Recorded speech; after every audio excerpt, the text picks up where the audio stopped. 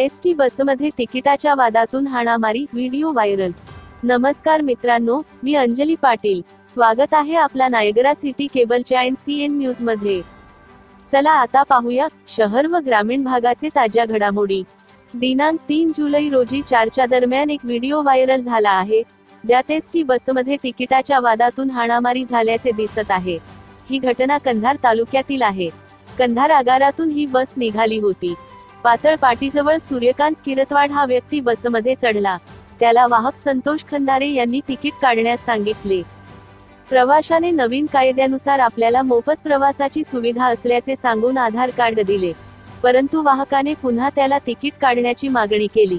त्यावरून प्रवाशाने आणि वाहकाने वाद घालायला सुरुवात केली आणि शेवटी हा वाद हाणामारीत बदलला।